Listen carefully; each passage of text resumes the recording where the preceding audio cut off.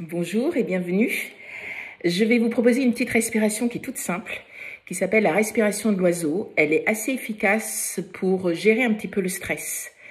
Vous allez vous rendre compte au fur et à mesure des différents cours que vous allez suivre que la respiration est assez prépondérante, particulièrement dans le yoga. Donc maîtriser son souffle, c'est aussi peut-être maîtriser ses émotions et maîtriser ses pensées.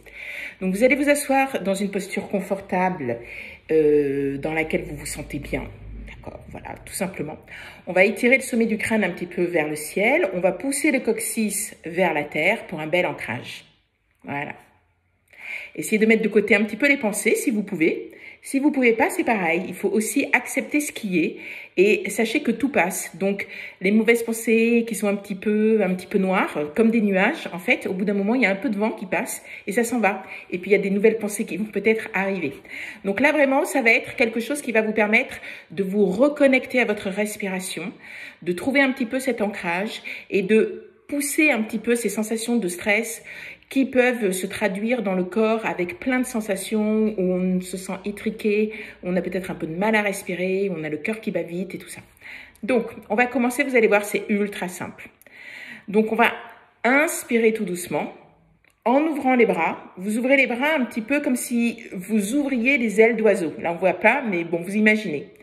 Et expirez, et pareil, vous expirez tout doucement et vous pouvez imaginer comme si vous aviez une boule et que cette boule, elle se rétrécit, elle se rétrécit, elle se rétrécit et vous mettez les doigts, les pulpes des doigts posés l'un contre l'autre. Et puis de nouveau, on va continuer dans un mouvement souple comme ça. J'inspire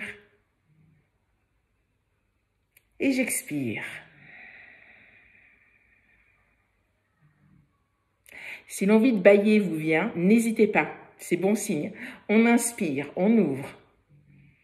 On pousse les épaules en arrière et les épaules ne sont pas haut perchées. Et à l'expiration, on referme. Allez-y lentement, à votre rythme. Ne suivez pas automatiquement le mien. Et vous pouvez, à l'inspire, peut-être bloquer l'inspire poumon plein, observer. Et dans ces cas-là, vous êtes un peu dans un arrêt, les bras ouverts, prête à vous envoler. Et on revient tout doucement à l'expire.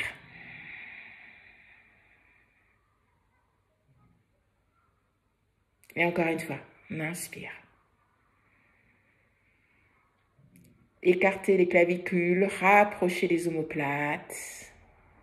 Expirez doucement. Normalement, dans le yoga, on inspire, on expire plutôt par le nez. La dimension du nez, elle est étroite, donc ça nous permet justement de respirer peut-être un peu plus lentement et de prendre son souffle, de prendre son temps plus que son souffle. Expirez. Et là, peut-être, on va prendre le temps de remplir peut-être un peu plus ses poumons. On remplit, on remplit, on remplit, on ouvre, on ouvre, on ouvre, on déploie ses ailes. Et à l'expiration, on relâche tout.